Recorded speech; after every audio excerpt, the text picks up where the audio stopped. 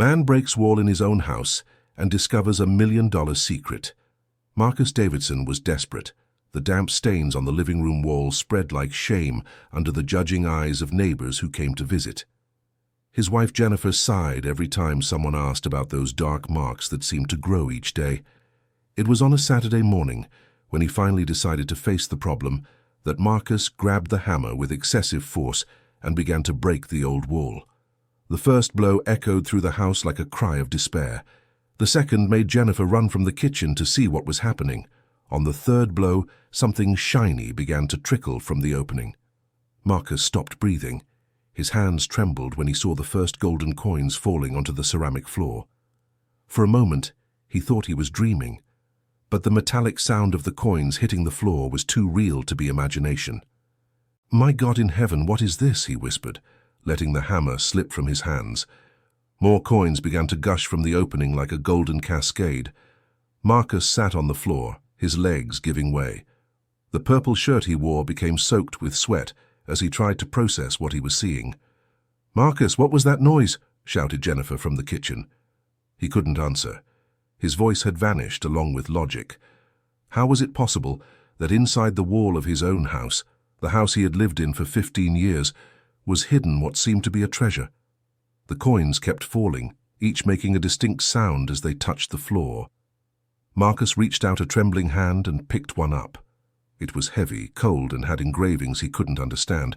It looked very old. "Marcus!" Jennifer appeared in the living room doorway and screamed upon seeing her husband sitting on the floor surrounded by hundreds of golden coins. "What did you do?" I didn't do anything," he stammered, still in shock. "They were here, inside the wall."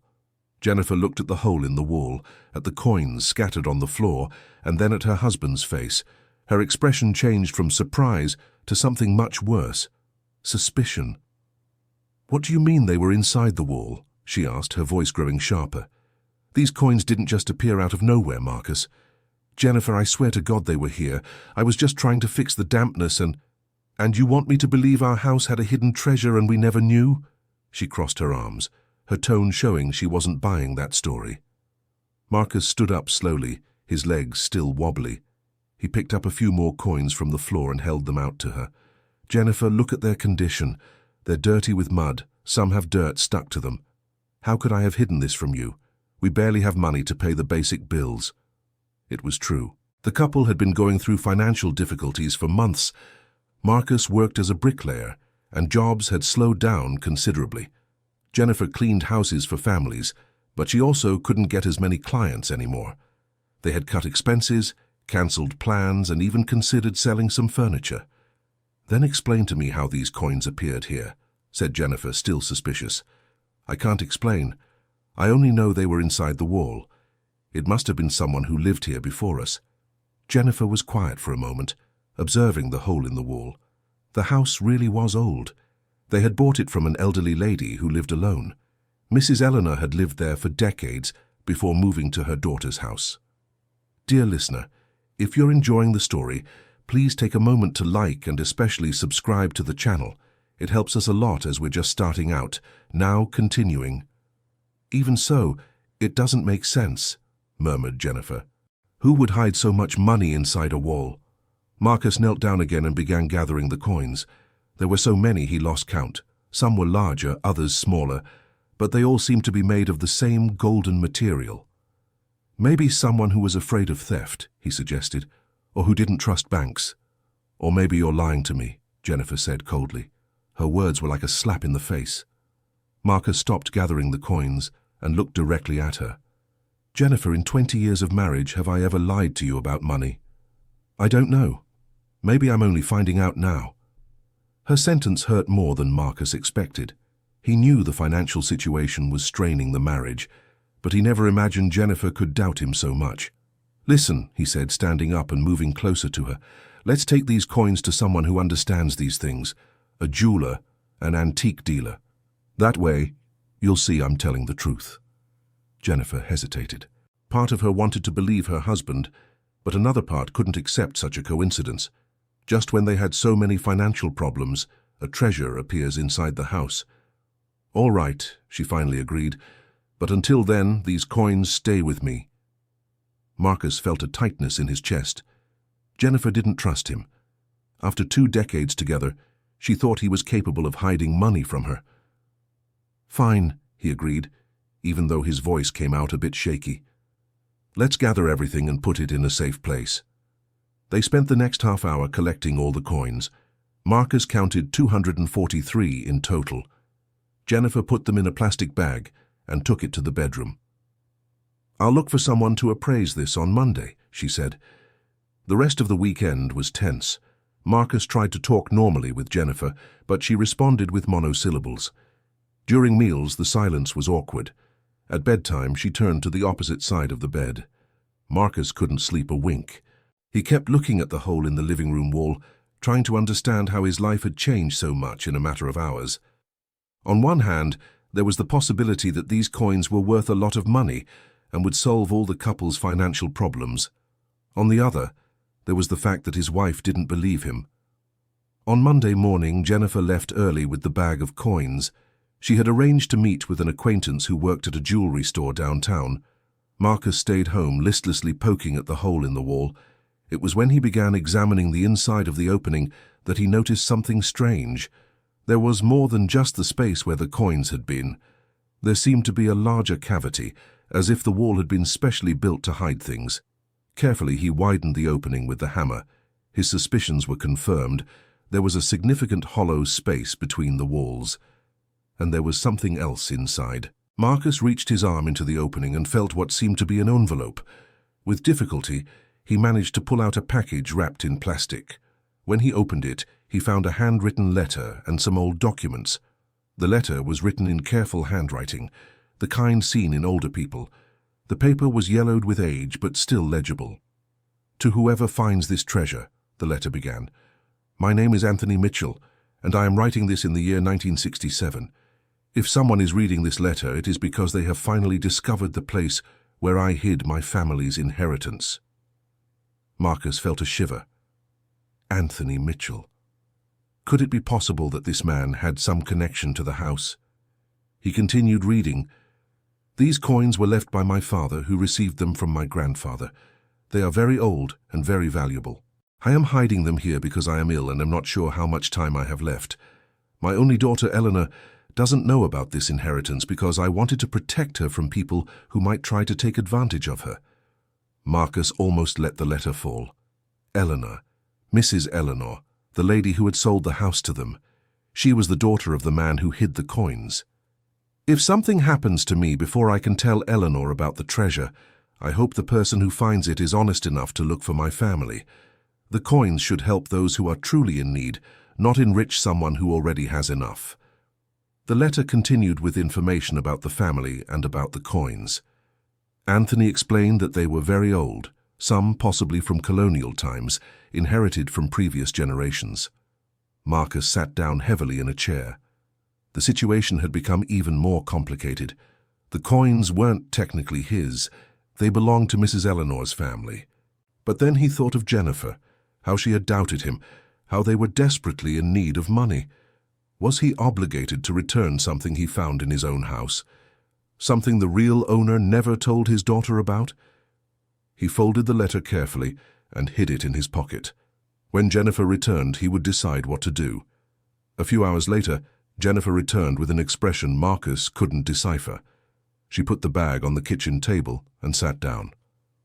"So?" asked Marcus, trying to keep his voice casual. "Gerald said he needs more time to properly evaluate them, but that the coins seem to be authentic and very old," she replied, her tone still neutral. Marcus felt a wave of relief. At least part of his story was being confirmed. "And did he say anything about the value?" "He said it could be quite a lot. Some of the coins are extremely rare, according to him, but he wants to consult some books and maybe show them to a specialist before giving a definitive value." "That's good news, isn't it?" Jennifer looked him directly in the eyes. "Marcus, Gerald asked me where these coins came from. And you told him the truth." "I did. And you know what he said?" Marcus shook his head.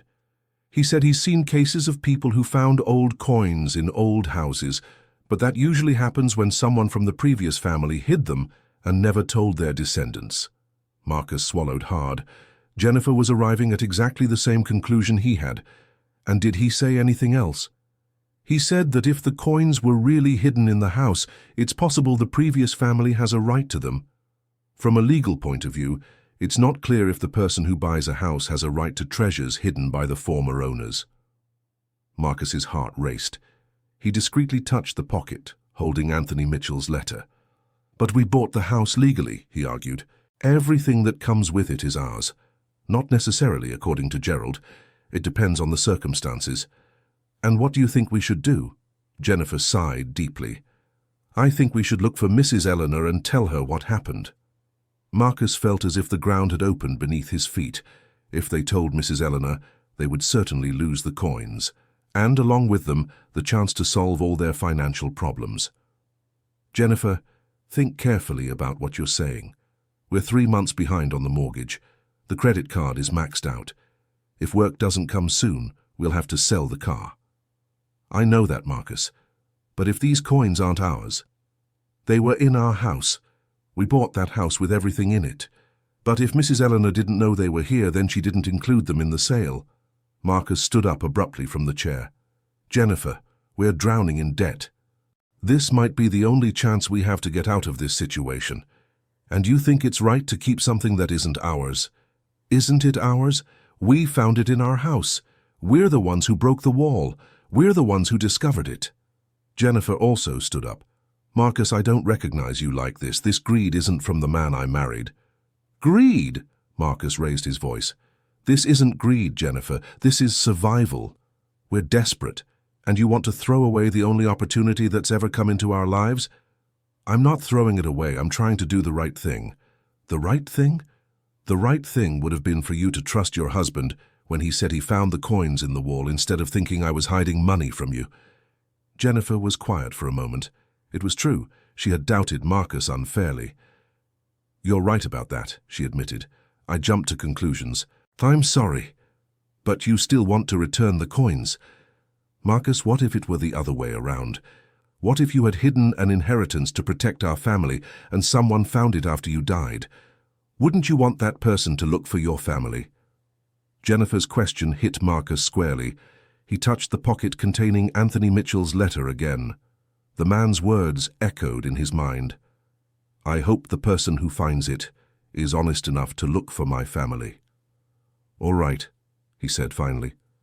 Let's go look for Mrs. Eleanor. Jennifer seemed relieved. Thank you, honey. I knew you'd do the right thing. But Marcus didn't feel good about the decision. He was giving up a fortune to do what was right. Was honesty really worth more than the chance to save his family from debt? The next morning, they went to the house where Mrs. Eleanor was living with her daughter. It was a middle-class neighborhood with small but well-kept houses. Mrs. Eleanor's daughter, a woman of about 40 named Patricia, greeted them at the door. You're the ones who bought my mum's house, right? She said with a friendly smile. Come in, come in. Mrs. Eleanor was in the living room watching television. She was an 82-year-old lady, thin with completely white hair and eyes that were still very lively. When she saw them, she smiled. Hello, my dears. How are you? Is the house good? Marcus and Jennifer exchanged a look. How do you tell an elderly lady that they had found a treasure that probably belonged to her? Mrs. Eleanor, Jennifer began delicately, we came here because something happened at the house that you need to know about. Happened what? Nothing bad, I hope. No, it's nothing bad. It's just we were doing some repairs and ended up finding some things that were hidden in the wall. Mrs. Eleanor looked confused. What kind of things? Marcus took a few coins from his pocket and showed them to her. These coins, Mrs. Eleanor, they were inside the living room wall. She took one of the coins and examined it carefully. Her eyes widened. My goodness, she whispered. These coins, they look like some my father had. Have you ever seen coins like these before? My father always said his family had some very old coins, but I never saw them. After he died, I searched the whole house and didn't find anything. I thought he had made up those stories. Patricia came closer to get a better look.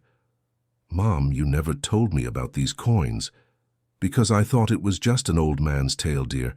My father died young, of pneumonia. I was only 22.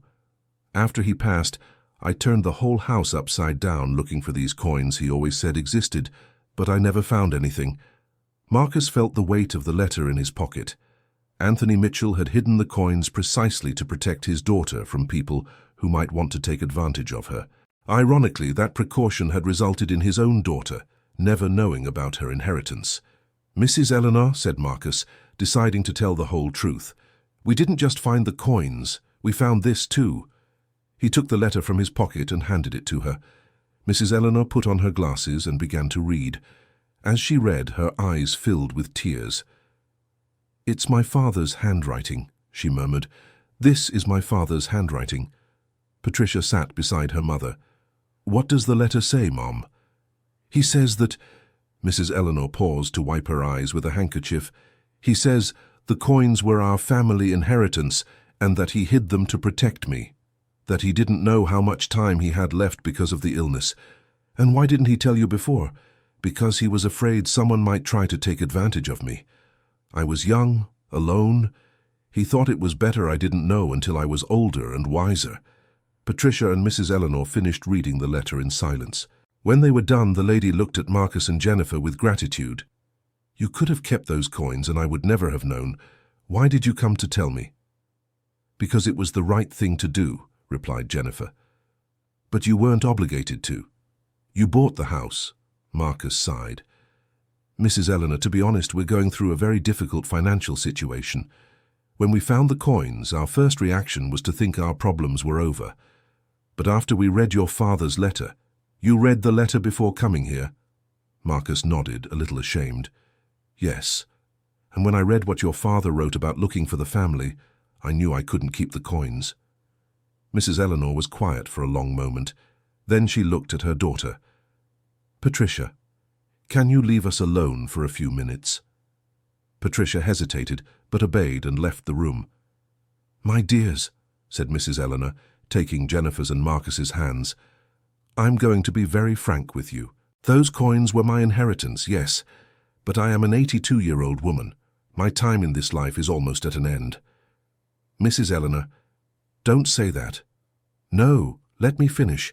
You are young. You have a whole life ahead of you. You were honest with me when you could have stayed silent.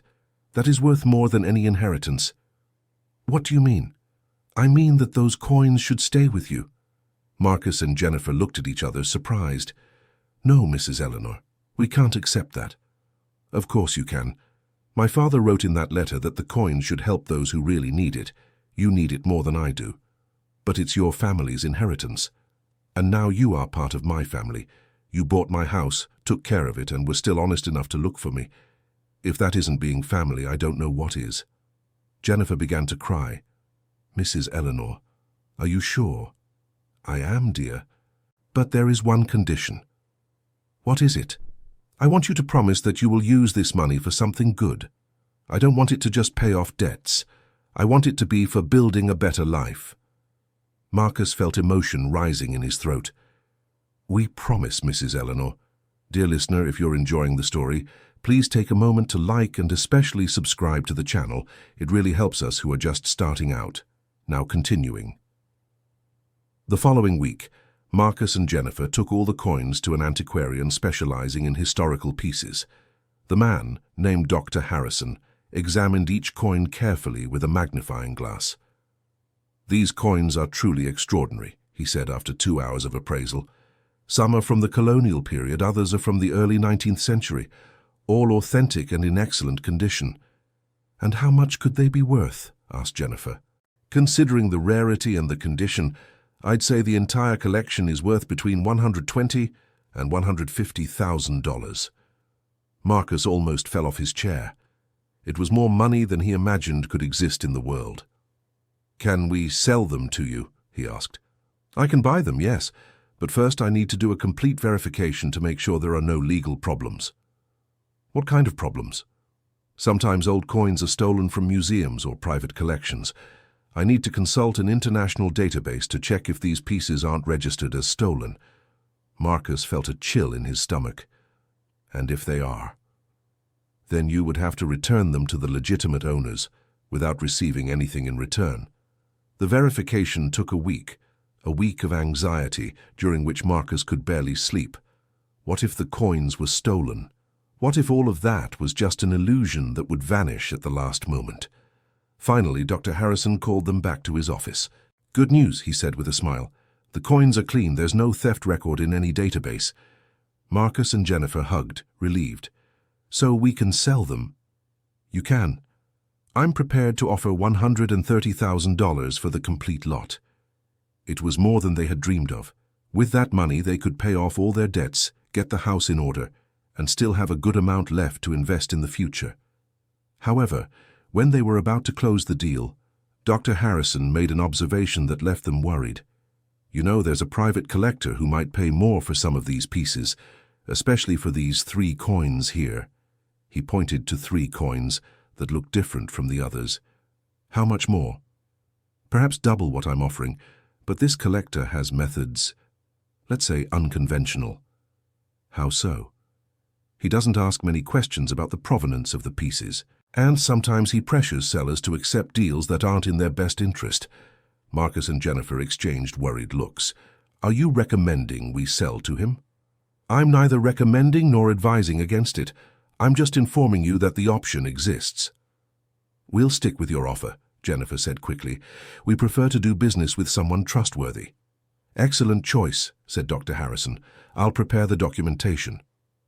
2 weeks later, Marcus and Jennifer had $130,000 deposited in their bank account. It was an amount that would change their lives forever. The first thing they did was pay off all their debts, the house loan, credit card, personal loans. Exactly $87,000 remained. "And now?" asked Jennifer, looking at the bank statement. "Now we keep our promise to Mrs. Eleanor," replied Marcus. "We'll use this money to build a better life." Marcus had always dreamed of opening a small construction company. With part of the money, he bought professional tools, rented a small warehouse, and registered as a small business owner. Jennifer, who always had a calling for cooking, used another part of the money to set up a business making party snacks. She turned the home garage into a small commercial kitchen. The rest of the money they invested in a savings account for emergencies. The first few months were difficult. Marcus had to learn how to run a business, deal with suppliers, hire employees. Jennifer had to figure out how to price her products, do marketing, manage clients. There were moments of discouragement when it seemed easier to go back to working for others. But they remembered the promise made to Mrs. Eleanor and persisted. Gradually, both businesses began to prosper. Marcus secured a few small renovation and construction contracts. The quality of his work was excellent, and soon he began to be recommended by satisfied customers. Jennifer developed a loyal clientele through word of mouth. Their coccinelles and pastéis became famous in the neighborhood, and she began receiving orders for larger parties.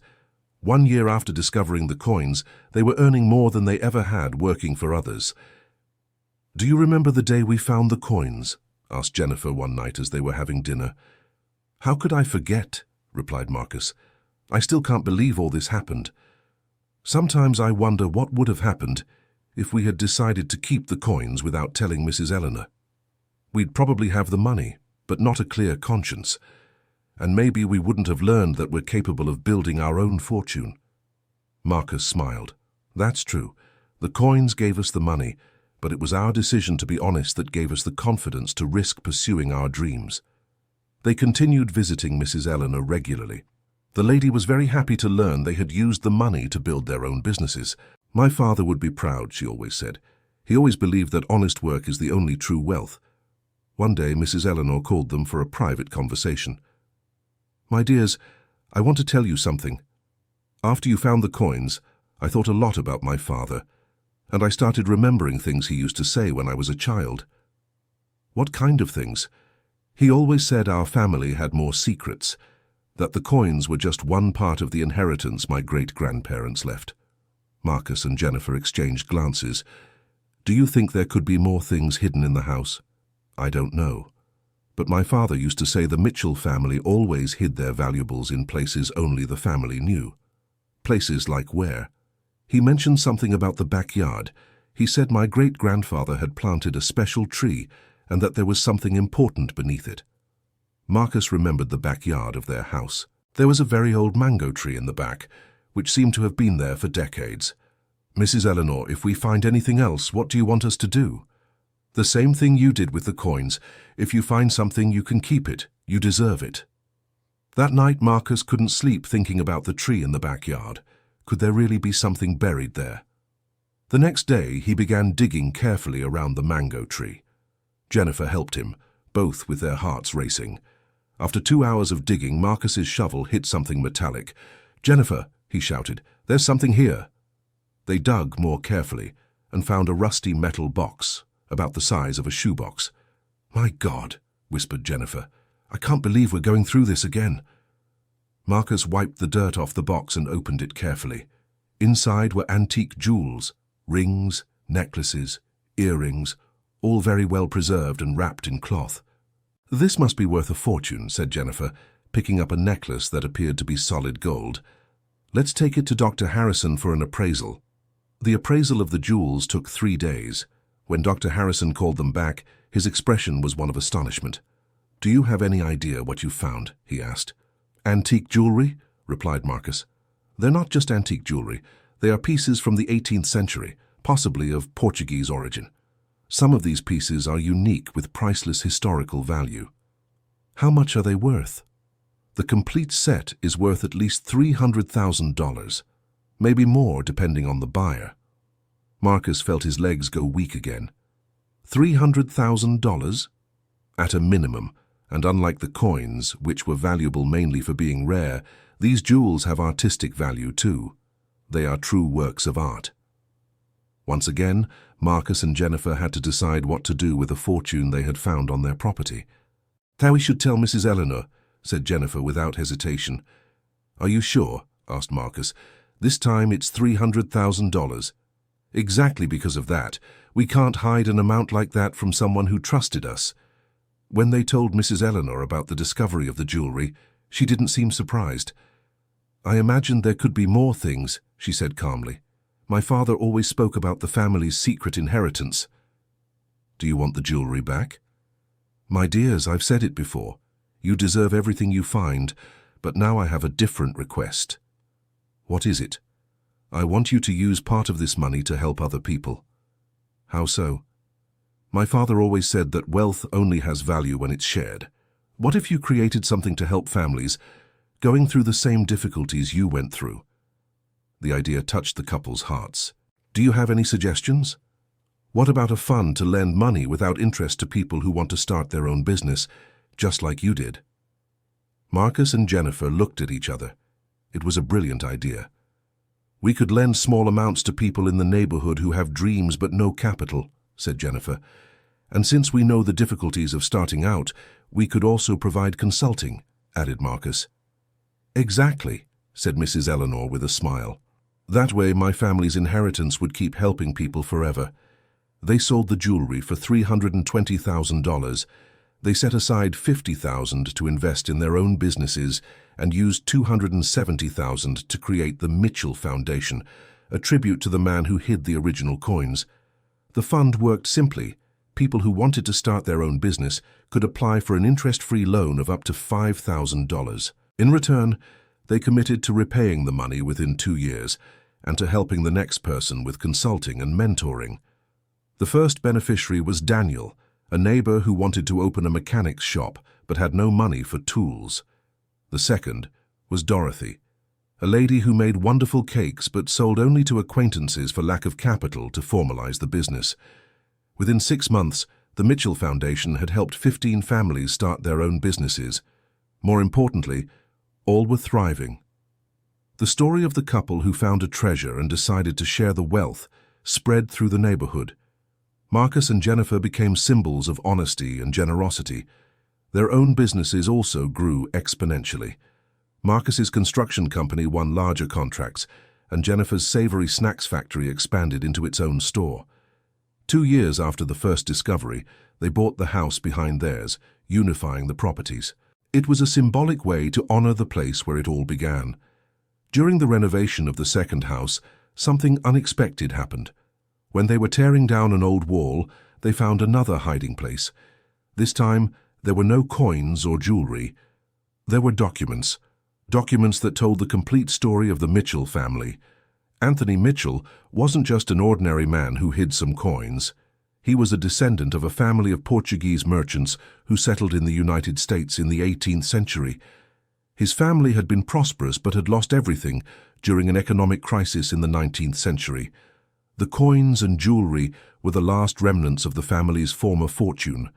Anthony had hidden them in the hope that one day his descendants could rebuild the lost prosperity. Among the documents was also a detailed will, leaving everything to Eleanor and her future descendants. Even more interesting, there was a map showing other possible hiding places on the property. "What do we do now?" asked Jennifer after reading everything. "We'll tell Mrs. Eleanor everything and see what she wants to do," replied Marcus without hesitation.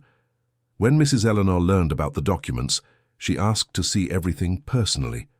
She spent hours reading every paper, every letter, every note left by her father. "Now I understand why my father spoke so much about the family legacy," she said with tears in her eyes. "He carried this secret alone his whole life." "And now what do you want to do?" "I want you to keep searching. If you find more things, use everything to expand the Mitchell Foundation." "Mrs. Eleanor, this could be a lot of money. And that is exactly why it should be used to help people. My father would be the first to agree with that." Based on the map found in the documents, Marcus and Jennifer discovered 3 more hiding spots on the property. In total, they found another 200 antique coins in a pot buried in the garden, a collection of colonial silverware hidden under the floorboards of one of the bedrooms, a small fortune in gemstones inside a false wall in the basement. Dr. Harrison appraised everything at nearly $500,000. "You are now officially rich," he joked. But Marcus and Jennifer didn't feel rich. They felt responsible. "All this money comes with a history," said Jennifer. "It comes with the responsibility to honor the memory of the people who kept it." They expanded the Mitchell Foundation into a formal organization with its own headquarters and staff. The foundation began to offer not only loans, but also entrepreneurship courses, specialized consulting, and ongoing mentorship. In 3 years, the Mitchell Foundation had helped over 100 families start their own businesses. The success rate was impressive. 95% of the businesses funded by the foundation thrived. The story reached the local newspapers. Marcus and Jennifer were interviewed by several media outlets, always emphasizing that the true hero of the story was Anthony Mitchell, who had the wisdom to hide the family legacy for future generations. Mrs. Eleanor became the honorary president of the Mitchell Foundation. At 85 years old, she actively participated in decisions about which projects to support. "My father wanted the family legacy to help those in need," she would say at every meeting. "Now I can say his will is being fulfilled." The house where it all began became the headquarters of the Mitchell Foundation. The wall in the room where Marcus found the first coins was turned into a gallery that tells the entire story of the Mitchell family and the creation of the foundation. Marcus and Jennifer's personal businesses also continued to grow. The construction company specialized in renovating old houses, always with care to preserve possible historical treasures. Jennifer's Savory Snack Factory became a chain of 5 stores spread across the city. But what they valued most was seeing the impact of their actions on the community. Families who were struggling now had their own thriving businesses. Children who seemed destined for poverty now had entrepreneurial parents who could afford a better education.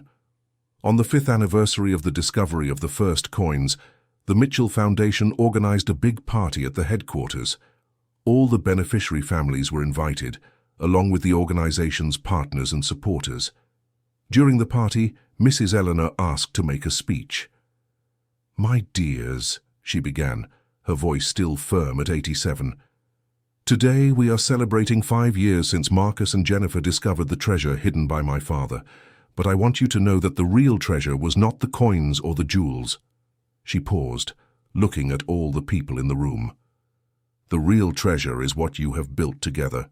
It is seeing families who were desperate now thriving. It is seeing children with a better future. It's seeing an entire community transformed by generosity and honest work."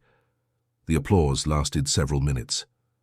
"My father always said that a family's wealth isn't measured by the gold it possesses, but by the lives it touches. Today I can say the Mitchell family is the richest in the world." Marcus was moved during the speech.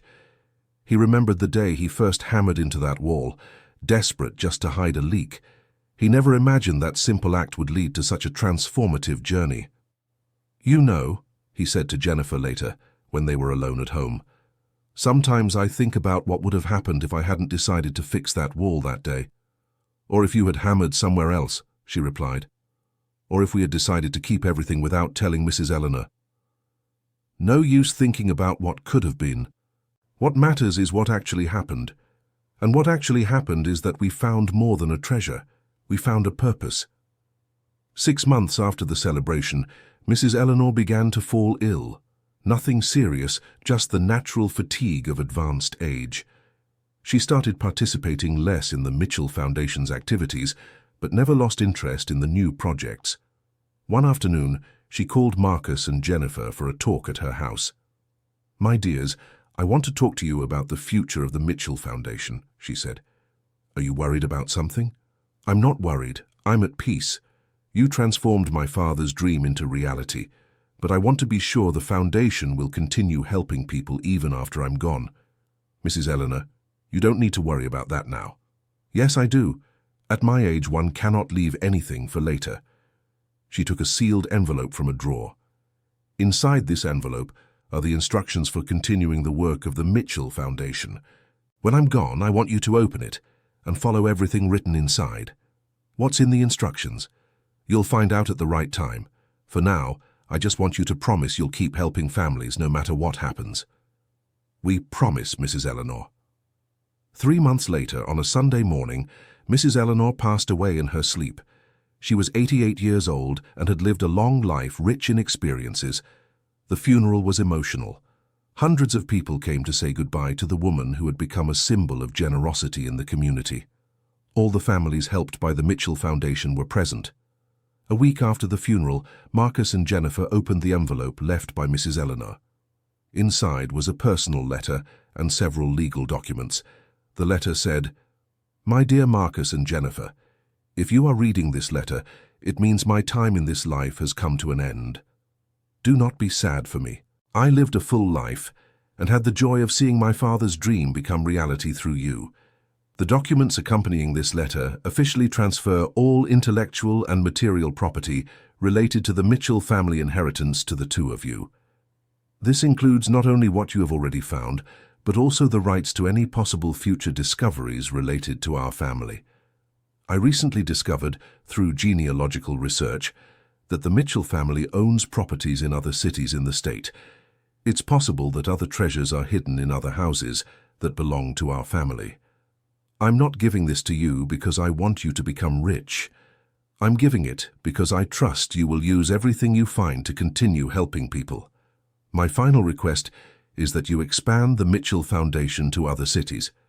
May our family's generosity reach people across the state and perhaps one day across the country.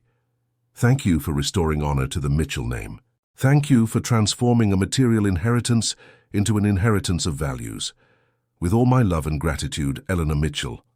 Along with the letter were documents indicating the location of 5 properties in different cities that had belonged to the Mitchell family over the centuries.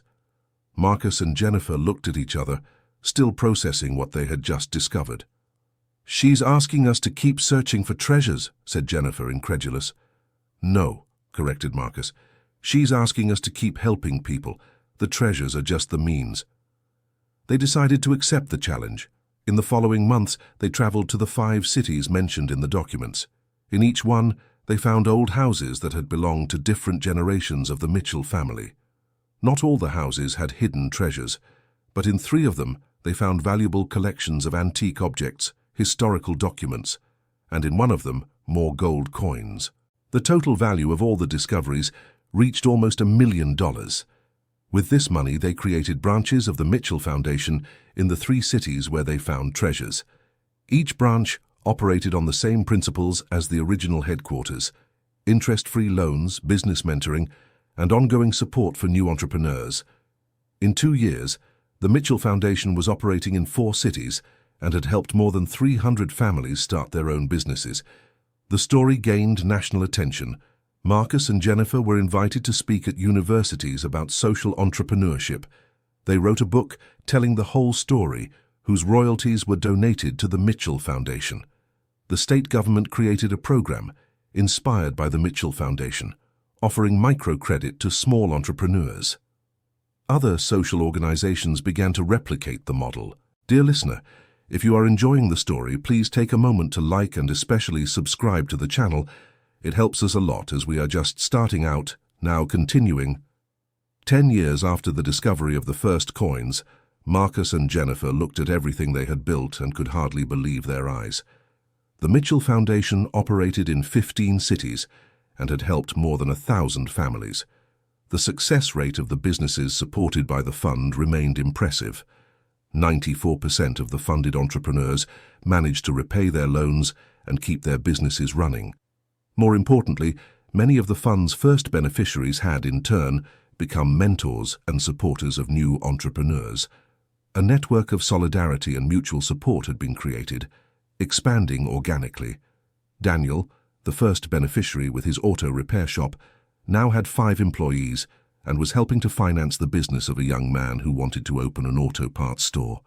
Dorothy, who started by formalizing her cake business, now had a successful bakery and offered free baking courses to other women in the community.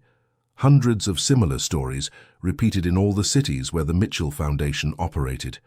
Marcus, at 52, had become a respected businessman.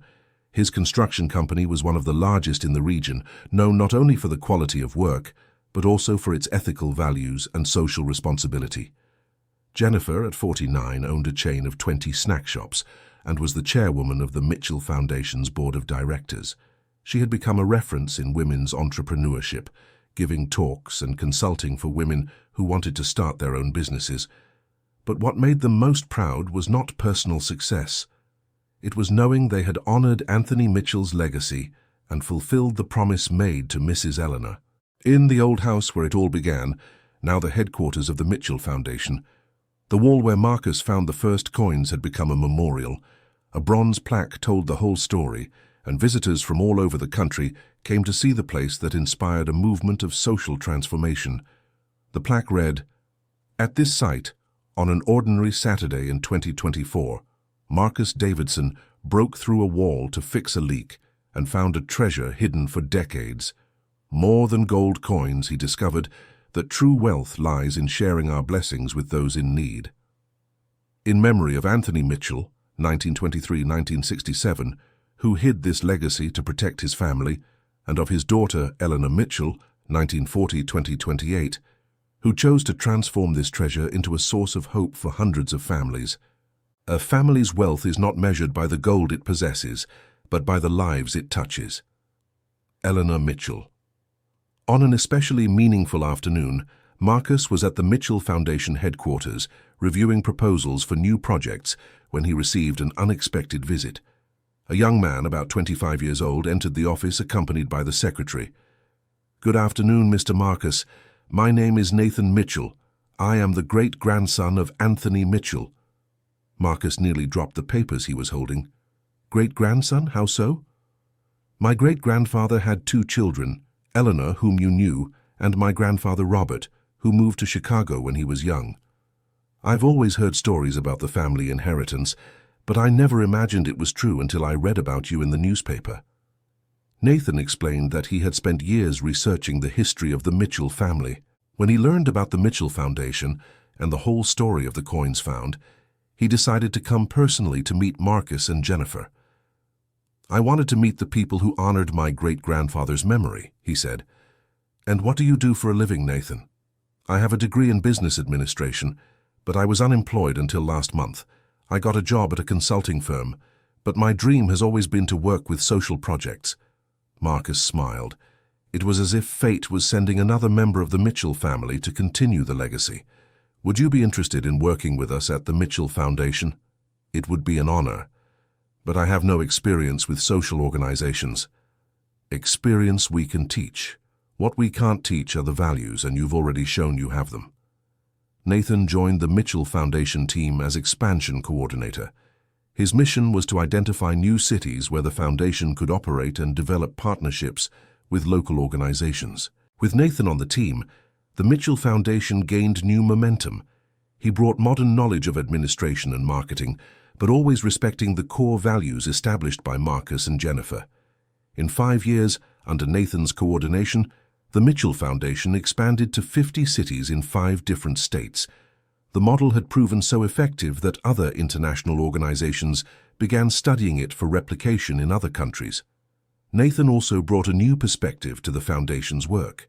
He suggested creating a specific program for young entrepreneurs, offering not only loans, but also incubation for social startups.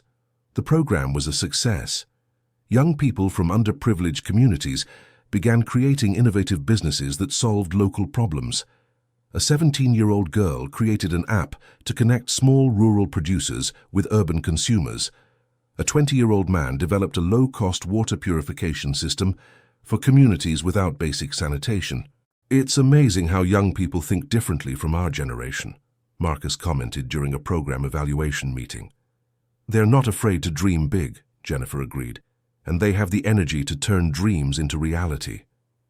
"It's the same entrepreneurial spirit that Anthony Mitchell had," said Nathan. "The difference is that now we have technology and knowledge to amplify the impact." 15 years after the discovery of the first coins, the Mitchell Foundation had become the largest social microcredit organization in the United States. Over 5,000 families had been directly benefited, and the indirect impact was immeasurable. Economists studied the Mitchell model as an example of how social organizations can generate sustainable economic development. Universities created entire courses based on the methodology developed by Marcus and Jennifer. Governments from other countries sent delegations to study the workings of the Mitchell Foundation. International organizations like the World Bank and the UN invited Marcus and Jennifer to present their experience at global conferences. But Marcus and Jennifer never lost focus on what truly mattered: the people. Every week, they set aside a few hours to personally visit families helped by the Foundation. They wanted to see with their own eyes how their lives were being transformed. During one of these visits, they met Mary, a single mother of 3, who had received a $3,000 loan to open a small laundromat in her neighborhood. "Before the Mitchell Foundation, I depended on occasional cleaning jobs to support my children," she told them. "Sometimes I didn't even have anything to put on the table. And now I have my own business. My children attend a private school. The oldest is studying business administration in college. She says she wants to work in social projects, just like you." Stories like Mary's were repeated by the thousands. The Mitchell Foundation wasn't just creating entrepreneurs, it was creating a new generation of people committed to social transformation. Mary's daughter, Sarah Ann, graduated with the best grades in her business administration class. During the graduation ceremony, she sought out Marcus and Jennifer. "I want to work with you," she said. "My family was transformed by the Mitchell Foundation, and now I want to help transform other families." Sarah Ann joined the team as a post-loan monitoring specialist. Her role was to help new entrepreneurs overcome the difficulties of the first few months of operation. "It's impressive how someone who has gone through the same hardships can connect better with the beneficiaries," observed Nathan during a team meeting. "It's because she speaks the same language," explained Marcus. "She knows the fears, the insecurities, the challenges. It's not theory for her. It's lived experience." Sarah Ann developed a peer-to-peer mentorship program where successful entrepreneurs supported by the Foundation became mentors for new beneficiaries. The program reduced the default rate by 60% in the first 6 months of the loan. 20 years after that fateful Saturday when Marcus broke down the wall of his office, the Mitchell Foundation had become a global reference in social development through entrepreneurship. The organization operated in 200 cities across 8 countries. It had helped over 50,000 families start their own businesses, generated more than 100,000 direct jobs, positively impacted the lives of over 500,000 people. But the numbers, as impressive as they were, didn't tell the whole story.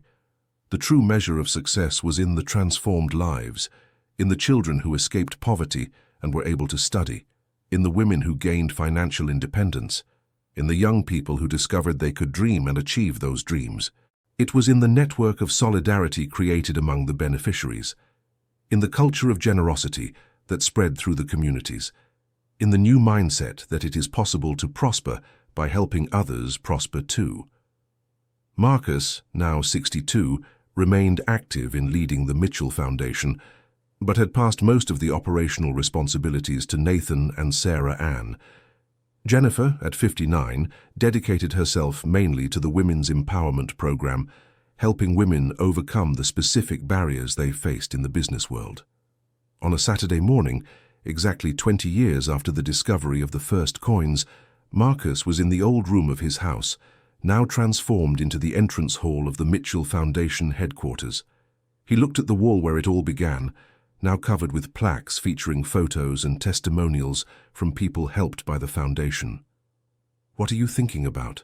asked Jennifer, who had just arrived for a planning meeting. "I'm thinking about that day 20 years ago. If someone had told me that breaking a wall to fix a leak would result in all this, I wouldn't have believed it." "Do you regret anything we did?" Marcus thought for a moment. "Just one thing. I regret doubting you when you said we should look for Mrs. Eleanor. You were right from the start."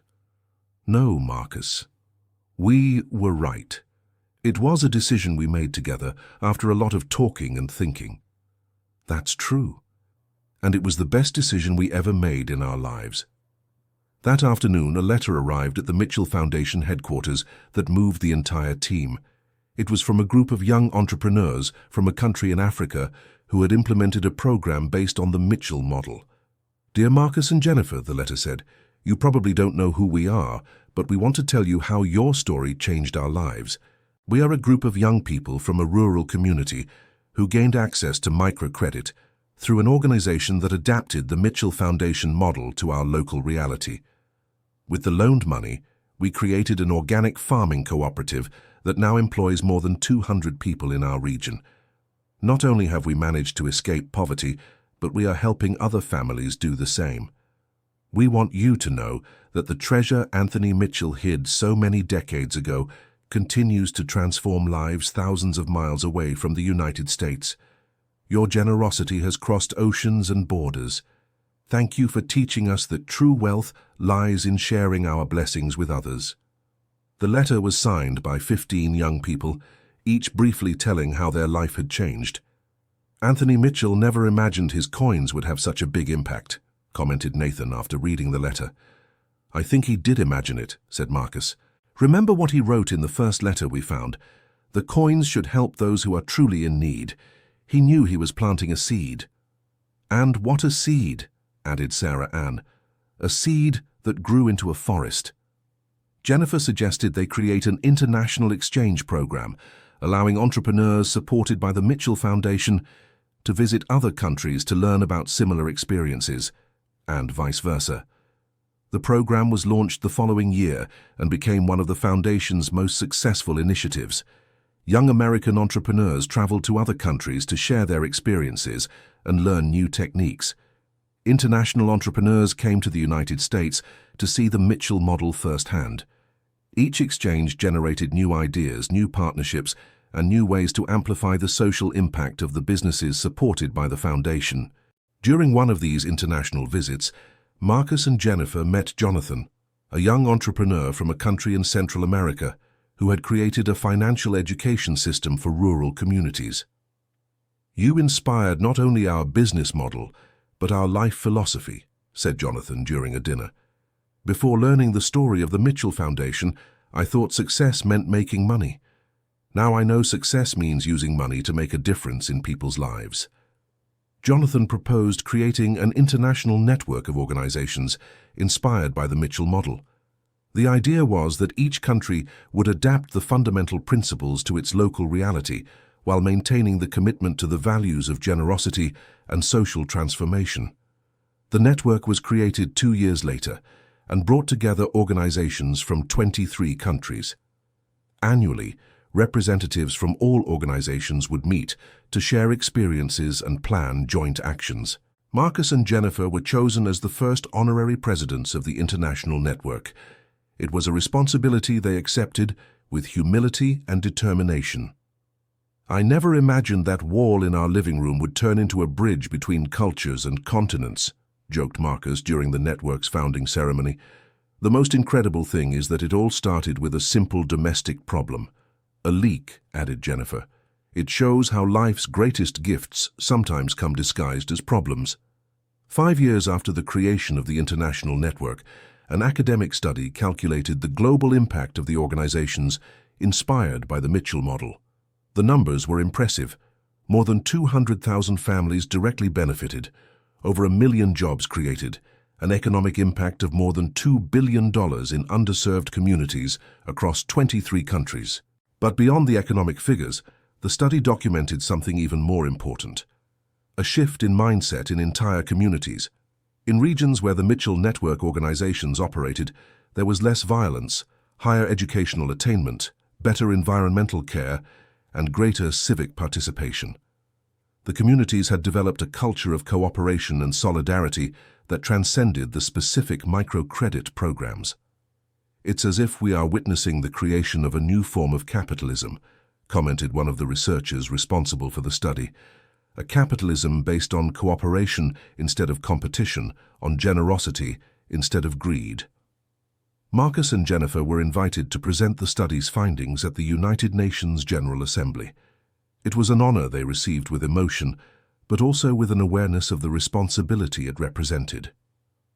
"When we step onto that stage at the UN, we won't just be representing ourselves," said Jennifer while preparing the presentation. "We will be representing Anthony Mitchell, Mrs. Eleanor, and all the families transformed by this movement.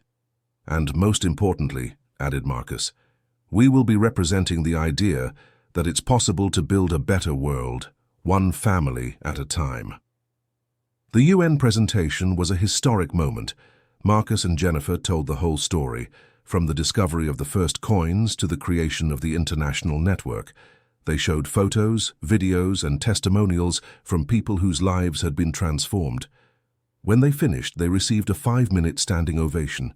Diplomats from dozens of countries approached to congratulate them and express interest in replicating the Mitchell model in their territories. But the most emotional moment of the trip to New York wasn't the official presentation. It was when they visited a neighborhood in Queens, where a local organization had implemented an adapted version of the Mitchell Foundation.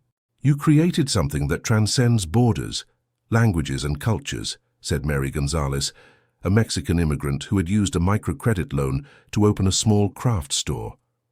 "My story is different from the stories of the people in the United States, but the result is the same: dignity, hope, and the chance to dream." 25 years after breaking the wall in their home, Marcus was sitting in his office reviewing proposals for new projects when Nathan entered with unexpected news. "Marcus, you need to see this," he said, handing over a newspaper. The headline read, "Mitchell Model to be adopted by the North American Alliance as official anti-poverty policy." Marcus read the entire article. The North American Alliance had decided to create a $10 billion fund to implement microcredit programs based on the Mitchell model in all member countries. "I can't believe it," whispered Marcus. $10 billion. "It's the recognition that you've created something revolutionary," said Nathan, "but it's also an enormous responsibility. They will want our consultancy to implement the programs." Marcus called Jennifer, Sarah Ann, and the entire coordination team for an emergency meeting. "We have an important decision to make," he said. "The North American Alliance wants our help to implement the Mitchell model on a large scale. This would mean expanding our work far beyond what we ever imagined, but it would also mean taking on a gigantic responsibility." "What's your opinion?" asked Jennifer. "I think we should accept, not for the prestige or the money, but for the opportunity to help millions of people who are going through the same difficulties we went through 25 years ago." The team unanimously agreed. They accepted the invitation from the North American Alliance and began working on adapting the Mitchell model to the reality of the region. The pilot project was implemented in 5 countries: Oregon, Texas, Louisiana, Michigan, and California. In each country, local organizations adapted the fundamental principles to the cultural and economic specificities of the region. In Oregon, the focus was on supporting young entrepreneurs in rural areas that were losing population. In Texas, they prioritized immigrants who wanted to start their own businesses. In Louisiana, they concentrated efforts on people who had lost jobs during the economic crisis. In Michigan, they supported women entrepreneurs in small towns. In California, they focused on youth from inner-city neighborhoods who had difficulty entering the formal job market. The results exceeded all expectations. In 2 years, more than 10,000 people had been directly benefited by the pilot program. The success rate of the supported businesses was 92%, similar to that achieved in the United States. More importantly, the served communities showed significant improvements in social indicators, such as education, health, and social cohesion. Based on the success of the pilot project, the North American Alliance approved the expansion of the program to all member countries.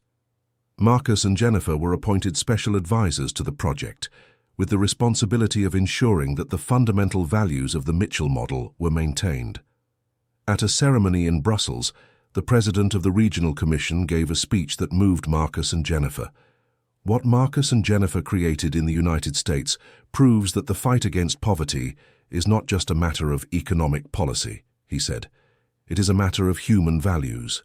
It's about believing that all people deserve a chance to achieve their dreams, and it's about creating systems that make that chance real.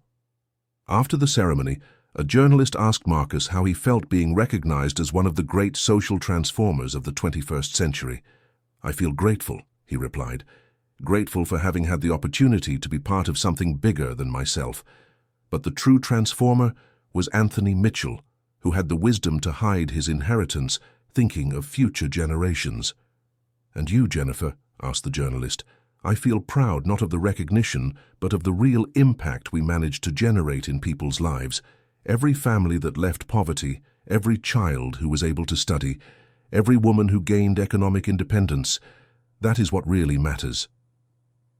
When they returned to the United States, Marcus and Jennifer found a surprise waiting for them at the Mitchell Foundation headquarters. Sarah Ann had organized a big party with representatives from all organizations in the international network, beneficiaries of the fund from various eras, and personalities from the government and civil society.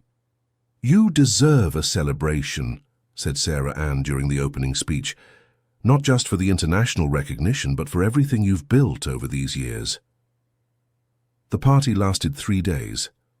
There were lectures, workshops, cultural presentations, and many emotional moments when people shared how their lives had been transformed by the Mitchell Foundation. One of the most emotional moments was when Daniel, the first beneficiary of the foundation with his auto repair shop, took the stage. 20 years ago, I was just an unemployed mechanic with a dream of having my own shop," he said. "Today I have 15 employees, and my oldest son is studying engineering. But that's not the most important thing." He paused, visibly moved. "The most important thing is that I learned success isn't just about thriving alone. It's about thriving by helping others thrive too. That's why I created my own assistance fund for young people who want to become mechanics. I've already helped 12 young men start their own shops." The audience gave a standing ovation. Daniel had perfectly embodied the spirit of the Mitchell model, using personal success as a platform to help others. Similar stories were repeated throughout the celebration. Beneficiaries who became successful entrepreneurs and, in turn, created their own social support initiatives. "That's what makes me proudest," said Jennifer during her closing speech. "We didn't just create an organization, we created a movement of people who understood that true fulfillment comes from sharing our achievements with others." At 70, Marcus decided to retire from the operational activities of the Mitchell Foundation, keeping only the title of honorary chairman. Nathan officially assumed the presidency of the organization, with Sarah Ann as vice president. Jennifer, at 67, also scaled back her activities, focusing only on the women's empowerment program that had become her passion. "The time has come to let the new generation make the decisions," said Marcus during the transition ceremony. "Nathan and Sarah Ann know the values of the Mitchell Foundation better than anyone, and they have the energy and ideas needed to take the organization to the next level." In his first speech as president, Nathan announced an ambitious goal to reach 1 million families helped by 2050. It's not just a numerical target, he explained. It's the commitment that the legacy of Anthony Mitchell, Mrs. Eleanor, Marcus, and Jennifer will continue transforming lives for many generations. Sarah Ann presented a revolutionary program, the Mitchell Digital Foundation, an online platform that would connect entrepreneurs supported by the foundation all over the world, allowing for the exchange of experiences, business partnerships, and mutual support. Technology allows us to amplify the impact of the Mitchell model in ways that were never possible before, she said. We can create a global community of supportive entrepreneurs. The platform was launched 6 months later and quickly became one of the largest social entrepreneurship networks in the world. Within a year, it had over 50,000 active users from 40 different countries. Entrepreneurs from the United States, supported by the Mitchell Foundation, began exporting products to entrepreneurs from other countries in the network. A cooperative of artisans from the US, Midwest, closed a contract with a chain of stores in Europe. A young man who created a delivery app in Chicago licensed his technology to entrepreneurs in Africa. It's amazing how generosity generates more generosity, observed Marcus during a visit to the foundation's headquarters. People who were helped naturally want to help others, Jennifer agreed. And that creates a virtuous cycle. The more people are helped, the more people are available to help others. 3 years after Marcus and Jennifer's retirement, the Mitchell Foundation reached a historic milestone: 1 million families assisted across 50 countries. The celebration was worldwide. In every city where the Mitchell Foundation or organizations in its network operated, there were festivals to commemorate the achievement. Marcus and Jennifer were special guests at the main celebration, which took place at the Foundation's headquarters in the United States. "When I broke through that wall over 30 years ago," Marcus said during his speech, "I was just trying to solve a water leak. I never imagined I would be here today, celebrating the fact that 1 million families have had their lives transformed because of that discovery. But the most important thing," Jennifer added, "is that each of these families represents so much more than numbers. They represent dreams fulfilled, children who got an education, women who gained independence, young people who discovered they could change the world." Nathan and Sarah Ann announced during the celebration that they had created the Anthony Mitchell Institute, a research organization dedicated to studying and developing new models of social development based on solidarity entrepreneurship. The institute would be funded by dividends from investments made over the years with the resources found in the Mitchell family homes. Ironically, the money Anthony Mitchell had hidden to protect his family kept growing and being used to help people decades after his passing. "Anthony Mitchell became the most successful social entrepreneur in history," Nathan joked, "and he didn't even know he was building a company." The Anthony Mitchell Institute quickly became a global reference in social entrepreneurship research. Universities from around the world sent researchers to study the Mitchell methodology. Governments consulted the institute before implementing poverty alleviation policies. 5 years after the institute's creation, one of its studies made a surprising discovery. Communities where organizations in the Mitchell network operated had significantly higher rates of happiness and life satisfaction than similar communities not served by the programs. "This proves that the Mitchell model doesn't just impact people's economic situation," explained the lead researcher of the study. "It impacts their mental health, their relationships, their vision for the future." The research showed that the Mitchell model created what the researchers called a spiral of hope. People who were helped developed a more optimistic and proactive mindset, which led them to help others, who in turn developed the same mindset. "It's as if we're seeing the creation of a new culture," Marcus commented upon reading the research results. "A culture based on collaboration and hope." At 75, Marcus received news that moved him deeply. He had been nominated for the Nobel Peace Prize, along with Jennifer. The nomination was made by a group of international organizations that considered the Mitchell model a fundamental contribution to world peace. The work of Marcus and Jennifer proves that peace doesn't come only from the absence of war, the nomination letter stated. It comes from creating opportunities for all people to live with dignity and hope. The award ceremony took place in Oslo on a December afternoon. Marcus and Jennifer, now with completely white hair but eyes still sparkling with enthusiasm, took the stage to receive the most important prize of their lives. "This prize does not belong to us," Marcus said in his acceptance speech.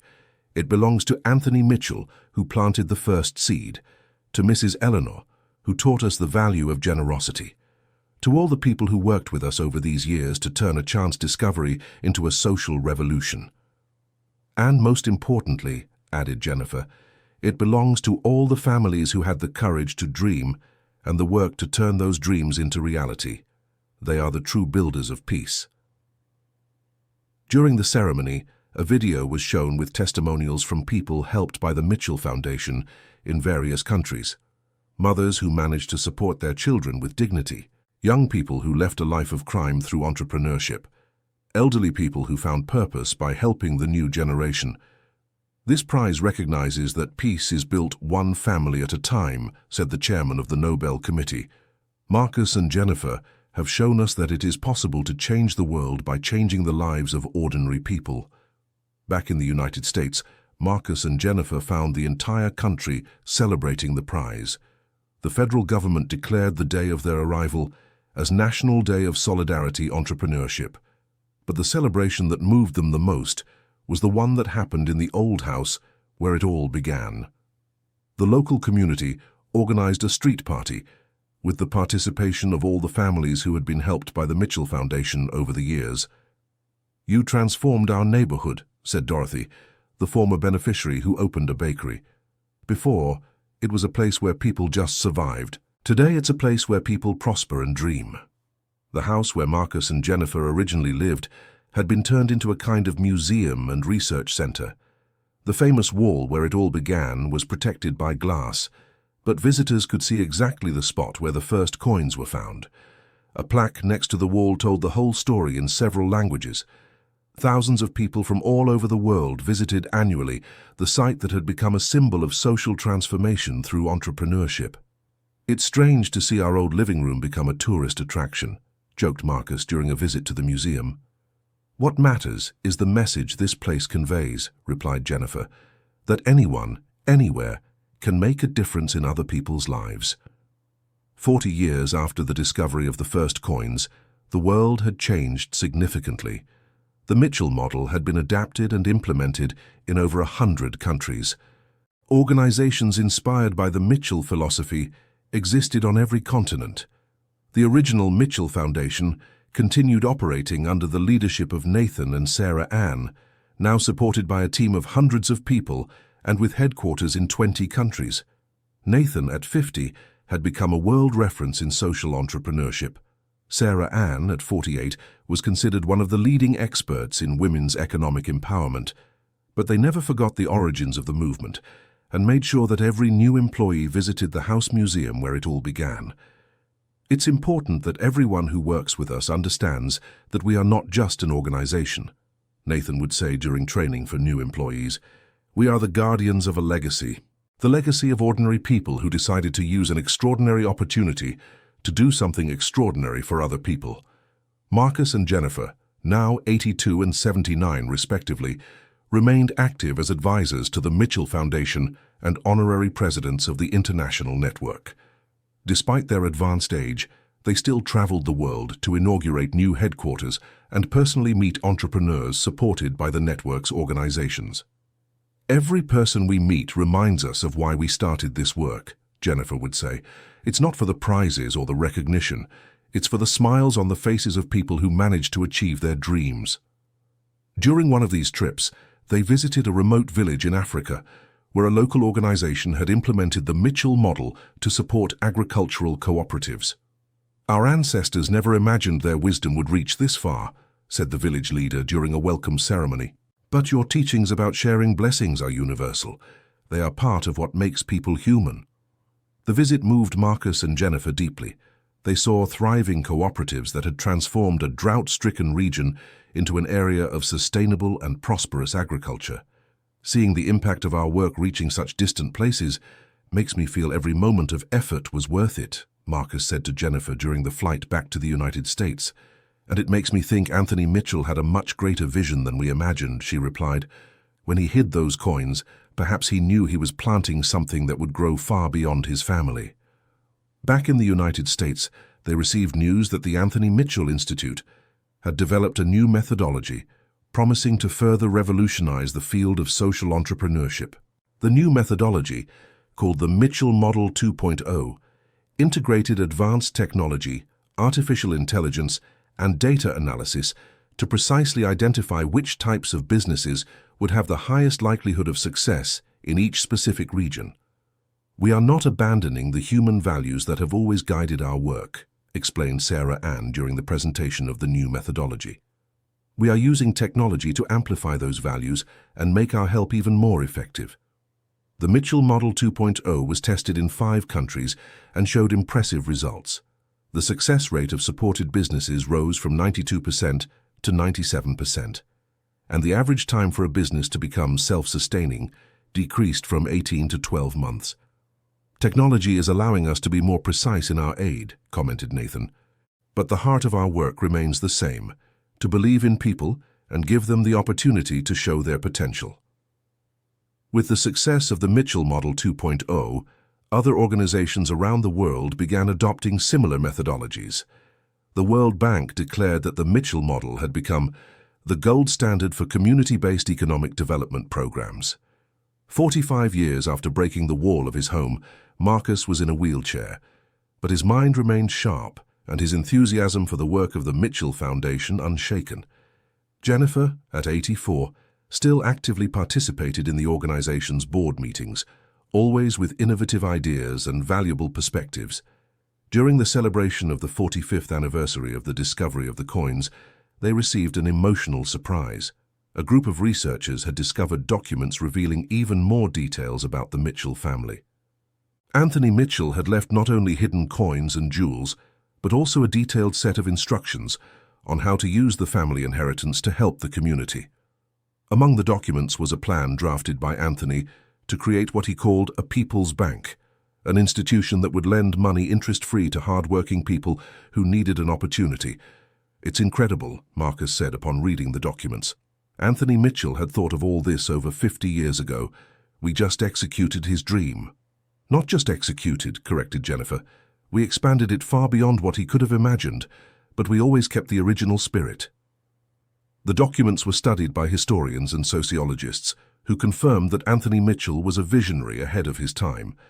His ideas about solidarity, economics, and community development were revolutionary for the 1960s. One historian remarked, "Anthony Mitchell intuitively developed concepts that only became mainstream in development economics decades after his passing." He was truly a pioneer. Inspired by Anthony Mitchell's documents, Nathan and Sarah Ann decided to expand the scope of the Mitchell Foundation even further. They created the Mitchell Bank, a cooperative financial institution that offered full banking services to low-income entrepreneurs. Mitchell Bank operated differently from traditional banks. Instead of focusing solely on profit, it prioritized social impact. The bank's profits were reinvested in programs to support new entrepreneurs. "We have finally realized Anthony Mitchell's complete dream," said Nathan during the inauguration of the first Mitchell Bank branch. "We have created the People's Bank he envisioned half a century ago." Mitchell Bank grew rapidly. Within 5 years, it had branches in 15 countries and served over 100,000 clients. More importantly, it maintained the philosophy that the bank's success was measured not by the profits generated, but by the lives transformed. Marcus and Jennifer, now in their final years of life, had the satisfaction of seeing that the legacy they had helped create was in safe hands and would continue to grow for many generations. "I never imagined that breaking down a wall would result in all this," said Marcus during his last public interview at 87. "The most beautiful part is that this is still just the beginning," replied Jennifer at 84. "The seeds that Anthony Mitchell planted will continue to sprout for a long time." Marcus passed away peacefully 2 years later, at 89, knowing he had fulfilled the promise made to Mrs. Eleanor 5 decades earlier, to use the treasure found to build a better life, not just for his family, but for millions of people around the world. Jennifer followed him a year later, at 86, surrounded by the affection of the thousands of people who had been touched by the work she and Marcus had developed together. The couple's joint funeral was a historic event. Representatives from 100 countries came to the United States to pay their last respects. Thousands of people who had been helped by the Mitchell Foundation participated in the ceremony. Nathan, now 60 with graying hair, gave the main speech. Marcus and Jennifer taught us that true wealth is not in what we accumulate, but in what we share. They transformed the chance discovery of a treasure into a quiet revolution that changed how the world thinks about poverty, wealth, and solidarity. Sarah Ann, at 58, added, "They proved that ordinary people can do extraordinary things when guided by extraordinary values. Their legacy is not the awards they won or the recognition they received. It is the millions of lives that were transformed by the generosity they chose to practice." On the couple's tombstone, a phrase was engraved that summarized their life philosophy. "We found a treasure and discovered that true wealth lies in sharing it." 50 years after the discovery of the first coins, the Mitchell Foundation had become the world's largest social development network, operating in 120 countries and having helped more than 5 million families. Mitchell Bank had grown to become one of the world's leading cooperative financial institutions, with over 10 million clients in 70 countries. The Anthony Mitchell Institute was recognized as the world's leading research center in social entrepreneurship, its methodologies taught in universities on every continent. But perhaps the most important legacy of Marcus and Jennifer was not the organizations they created or the awards they won. It was the cultural change they promoted, the idea that true success is measured by the ability to help others succeed as well. This philosophy had spread far beyond the formal organizations linked to the Mitchell Foundation. In schools, companies, communities, and families around the world, people applied the Mitchell principles in their daily lives. Children grew up learning that sharing is more important than hoarding. Business owners measured their success not only by profits, but by the positive impact they generated. Communities organized themselves to ensure no one was left behind. Marcus and Jennifer planted something far more powerful than an organization, said the current United Nations president during a ceremony in memory of the couple. They planted an idea, the idea that a better world is possible and that each of us has the power and the responsibility to help create it. The House Museum, where it all began, continued to receive thousands of visitors annually. The famous wall where Marcus found the first coins had become a worldwide symbol of hope and transformation. A plaque at the museum entrance summarized the message Marcus and Jennifer left for the world. Here began a journey that proved it doesn't matter how small your starting point, how limited your resources, or how impossible your dream may seem. When you decide to use your blessings to bless others, miracles happen. One coin at a time, one family at a time, one dream at a time, it is possible to change the world. And in the final words of the museum's permanent exhibition, the message Marcus and Jennifer most wanted to be remembered. The wall Marcus broke that Saturday morning, half a century ago, didn't just hide old coins. It hid the infinite potential for transformation that exists when human beings decide to care for one another. That potential still waits to be discovered in every act of generosity, in every extended hand, in every choice to share, rather than keep only for oneself. Anthony Mitchell's treasure did not end when the last coins were found. It continues to be discovered every day, in every life transformed, in every dream fulfilled, in every person who learns that giving is more rewarding than receiving. And you, what treasure is hidden in the wall of your life, waiting to be discovered and shared with the world? End of story. Did this story touch your heart? Tell us what you thought and where you're following us from. If you know someone going through financial difficulties, share this message of hope. Do you believe Marcus and Jennifer made the right decisions? We would love to read your opinion. Thanks for being here, and don't forget to like and subscribe to the channel.